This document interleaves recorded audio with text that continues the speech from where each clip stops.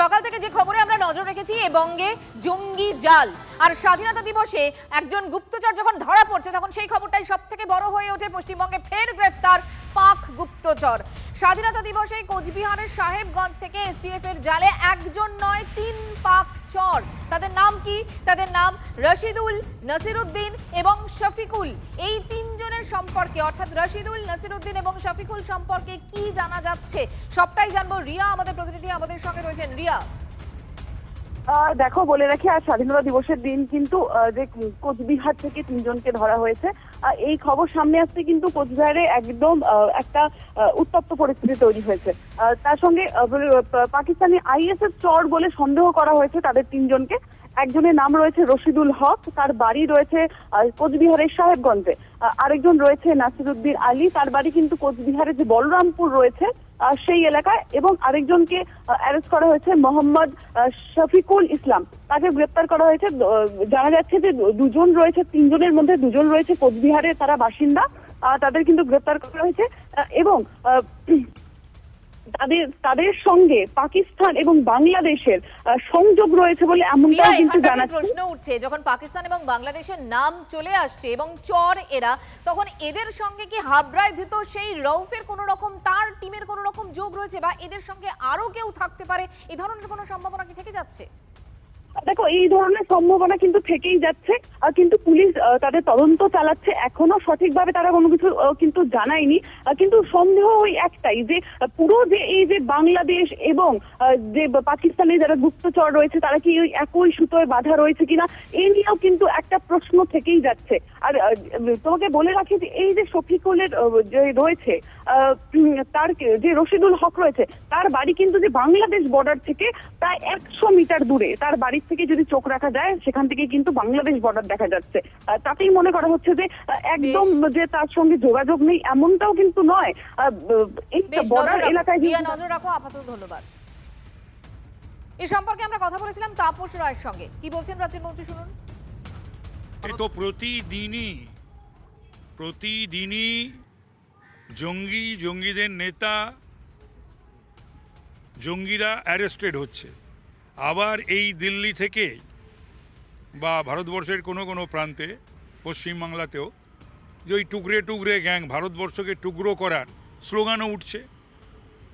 তো সুতরাং এই ওমর খালিদ কে, ইয়াসিন আকিল কে, তাদেরকে মুক্তি দেওয়ার কথা যারা স্লোগান দেয়, তাদের মুক্তির জন্য। আর যাই হোক, তারা ভারতীয় নয়, ভারতবর্ষের বন্ধু নয়, ভারতবর্ষের নাগরিক নয় এবং ভারতবর্ষের ভালো তারা চায় না। রাষ্ট্রবাদীদের সামনে, জাতীয়তাবাদীদের সামনে এটাই সবচেয়ে বড় চ্যালেঞ্জ যে ওই শক্তিকে পরাস্ত করতে হবে। নজরদারি অত্যন্ত কড়াকড়ি, তাই এই মুহূর্তে জালে এই জঙ্গিরা ধরা পড়ছে। জঙ্গিরা, রাজ্যের মন্ত্রীর বক্তব্য আপনাদেরকে শোনালাম। আমরা কথা বলেছিলাম দীপাঞ্জন চক্রবর্তী, বিজেপি বিধায়ক এবং প্রাক্তন এনএসজি কর্তা, একই সঙ্গে স্ট্র্যাটেজিক এক্সপার্ট শুভাশিস ব্যানার্জির সঙ্গেও আমরা কথা বলেছিলাম। তাদের বক্তব্যও শুনুন। 4 মে পশ্চিমবঙ্গ স্বাধীনতা পেয়েছে। এই স্বাধীন পশ্চিমবঙ্গ যেটা হয়েছে, যেটা ভারতবর্ষের পার্ট, তার আগে তো বাম আমলে এবং তৃণমূল আমলে তো এটাকে মনেই করা হতো না ভারতের অংশ। তো এখন এই নতুন বাংলায় যে বার্তা দিয়েছেন বাংলার মুখ্যমন্ত্রী মাননীয় শুভেন্দু অধিকারী, আপনি দেখেছেন পুলিশ, এসটিএফ এদের স্বাধীনভাবে কাজ করতে দেওয়া হচ্ছে এবং তার জন্য পারফরমেন্স লেভেল। বাংলায় বহু এরকম ছড়িয়ে আছে, sleeper cell, over the ground worker, সবাই জালে আসবে। একটু সময় নিন, দেখবেন আরো কত করে আসছে। অ্যালগোরিদম হচ্ছে পশ্চিমবঙ্গতে সেপারেটিস্ট মুভমেন্ট তৈরি করা এবং সেই সেপারেটিস্ট মুভমেন্টের মাধ্যমে সিভিল ডিসোবিডিয়েন্স ঘটানো এবং সেটা করে গভর্নমেন্ট অফ ওয়েস্ট বেঙ্গলকে ডিস্টেবিলাইজ করা এবং গভর্নমেন্ট অফ ওয়েস্ট বেঙ্গলকে ডিস্টেবিলাইজেশনের মধ্যে দিয়ে গভর্নমেন্ট অফ ইন্ডিয়াকে ডিস্টেবিলাইজ করা। এই গোটা প্রসেসটা একটা ওয়েল আর্টিকুলেটেড থট প্রসেস, যেটা backed up by international terrorist organisation. কোনো ছোট থেকে ছোট ঘটনা ঘটবে, অথরিটিকে জানান। নিজেরা স্টেপ নেবেন না, নিজেদের মধ্যেকার জেমস বন্ডটাকে একটু ঘুম পাড়ান। দয়া করে সাধারণ মানুষ হিসাবে পুলিশের কাছে ঠিক তথ্য পৌঁছে দিন, বাকি কাজ অথরিটি করে ফেলবে। পাঁচচর শফিকুল নিজের শ্বশুর বাড়িকেই কি ডেরা বানিয়ে ফেলেছিল? এসটিএফ এর স্ক্যানারে এই মুহূর্তে শফিকুলের শ্বশুর বাড়ি রয়েছে। কারণ যদি আমরা একটু নির্দিষ্টভাবে জায়গার কথাটা আপনাদেরকে বলি, ধৃত পাঁচচর শফিকুলের বাড়ি হচ্ছে বিহারের কিষানগঞ্জ, আর ঠিক তার পাশেই কিষানগঞ্জের পাশেই পাঞ্জিপাড়া, সেখানে তার শ্বশুর বাড়ি রয়েছে। আর সেইখানে কি ডেরা বানিয়েছিল তার কারণ সীমান্ত সংলগ্ন এই এলাকায় কৌশলগত গুরুত্বের কারণে শফিকুল শ্বশুর বাড়িকে নিরাপদ ডেরা হিসেবে বাঁচতে পারে বলে গোয়েন্দারা অনুমান করছেন।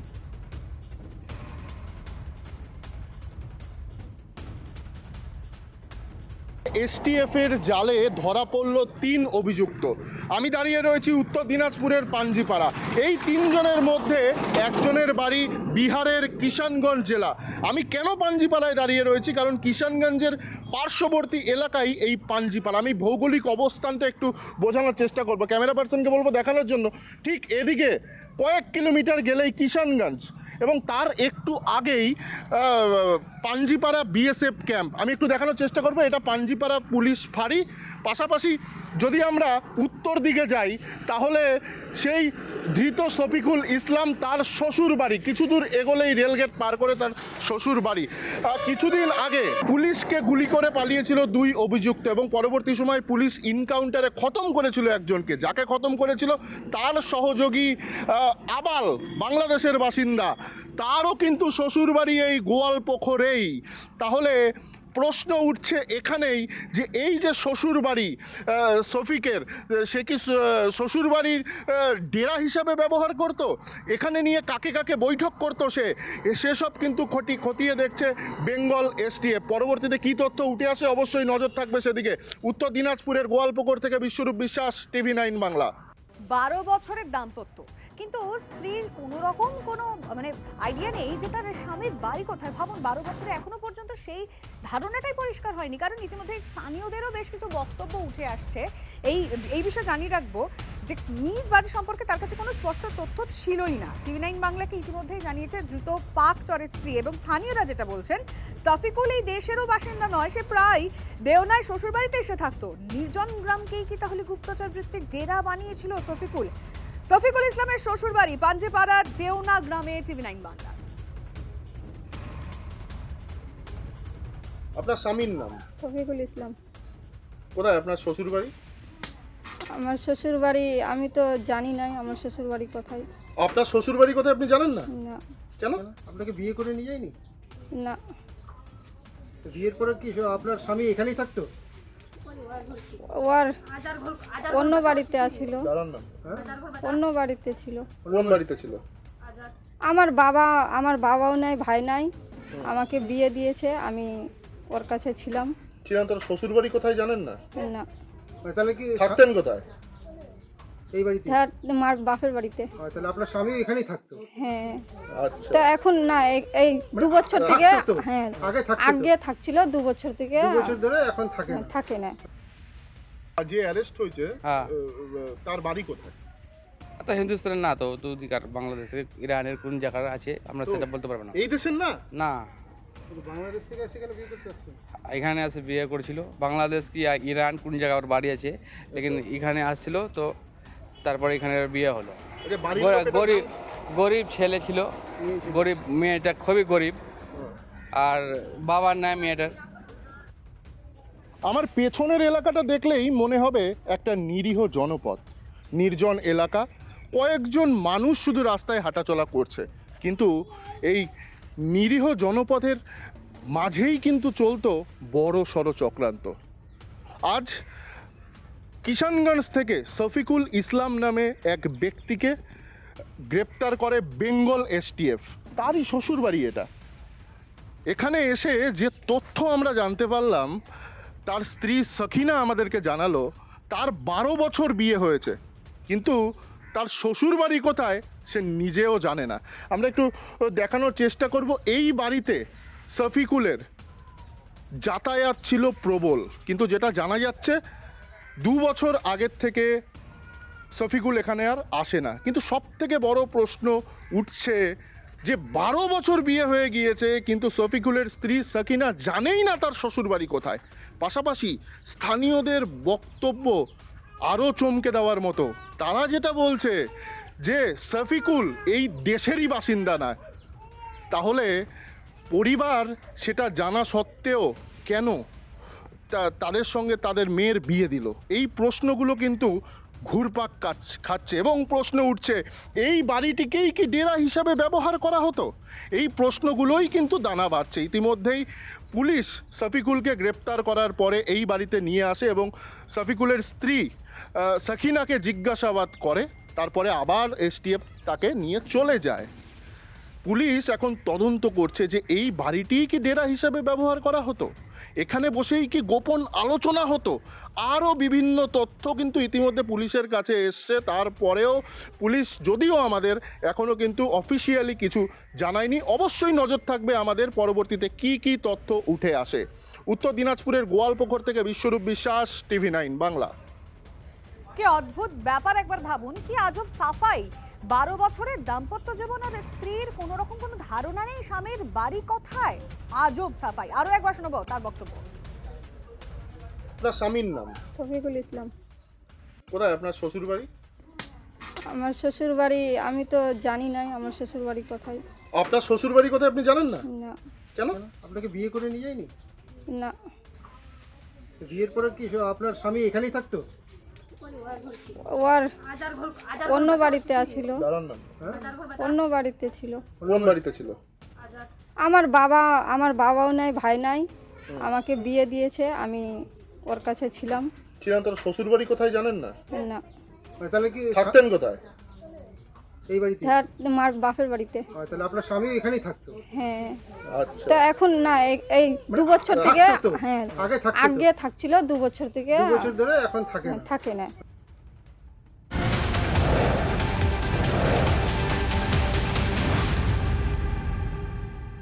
আরও একটা খবর বলি, ঘাপটি মেরে এদেশ থেকে পাকিস্তানে তথ্য পাচার। 16 দিনে রাজ্যে 4 জেলার গ্রেফতার 8। বেশ কয়েক বছর ধরে আইএসআই এর হয়ে কাজ ধৃত পাক চরদের। হোয়াটসঅ্যাপে ভারতে থাকা আইএসআই গুপ্তচরদের সঙ্গে যোগাযোগ রাখা হতো, কিভাবে চক্রটা চলতো, কিভাবে তারা কাজ করতো, কিভাবে যোগাযোগ রাখা হতো, সবটাই জানবো। সুপ্রিয় আমাদের সঙ্গে রয়েছেন, কথা বলবো তার সঙ্গে। সুপ্রিয়।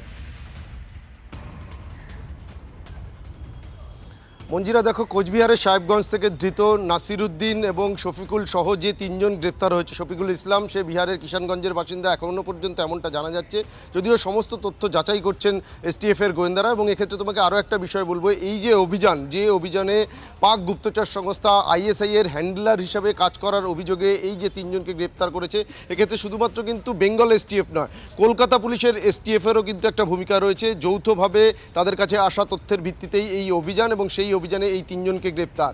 এবং যেটা এখনও পর্যন্ত আমরা জানতে পারছি, এই যে 3 জন যারা বিভিন্ন সময় আইএসআই এর যারা শীর্ষস্থানীয় নেতারা রয়েছেন বা সংগঠনের যারা রয়েছেন, তাদের কাছে ভারতীয় যে মোবাইলের সিম সেগুলো পৌঁছে দিত, বিভিন্ন ভুয়ো নথিপত্র দিয়ে টাকার বিনিময়ে সেই সিম কার্ডগুলো কেনা হতো এবং ভারতের সীমান্ত পার করে বাংলাদেশ এবং সেখান থেকে ঘুরপথে সেগুলো এই আইএসআই এর যারা এজেন্টরা রয়েছে তাদের কাছে পৌঁছে দেওয়া হতো। এবং এই কাজ যে তারা করতো, এটা কিন্তু দীর্ঘদিন ধরে যেমন করতো, তার পাশাপাশি এই যে চক্রের 3 জন গ্রেপ্তার হয়েছে, এরা নানা ধরনের অবৈধ চোরাচালানের সঙ্গে যুক্ত রয়েছে।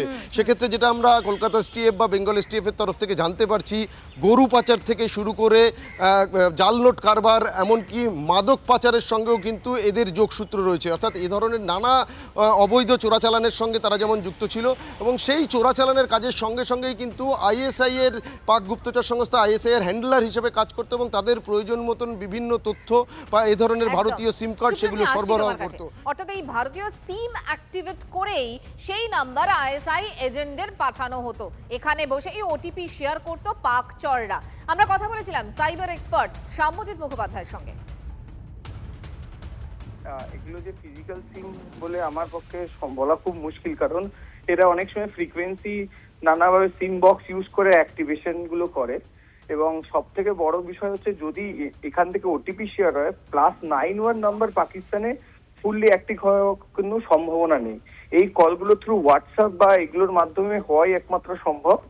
এবং যদি হোয়াটসঅ্যাপের মাধ্যম থেকেই কমিউনিকেশন হয়ে থাকে, তাহলে ওটিপি শেয়ারের ক্ষেত্রে এখানে একটা বিষয় শুধু ডাউটের বলে মনে হয়, সেটা হচ্ছে ইন্ডিয়ান নাম্বার যদি পাকিস্তানে অ্যাক্টিভেশন হয়, সেটা তো নর্মালি হওয়া কখনোই সম্ভব না, কারণ অ্যালাউই করবে না। যেমন আমাদের বিদেশি নাম্বার আমাদের দেশে অ্যাক্টিভেশন করতে গেলে যেগুলো দরকার পড়ে, তার জন্য নানা রকম পারমিশনও দরকার পড়ে। তো সেক্ষেত্রে দেখতে গেলে এগুলো কারোর নাম্বারে তুলে নিয়ে অন্যভাবে ইউজ করে, কাউকে ইউজ করে সেগুলো অন্যভাবে পারমিশন নিয়ে তারা যে ইউজ করছে কিনা সেটা হচ্ছে সবার আগে খতিয়ে দেখতে হবে। এগুলো বেশিরভাগ ক্ষেত্রে এরকম ভাবে লোককে ফাঁসিয়ে দিয়ে বা ব্ল্যাকমেলিং করেই তারা কিন্তু এই ধরনের জিনিসগুলো করে থাকে।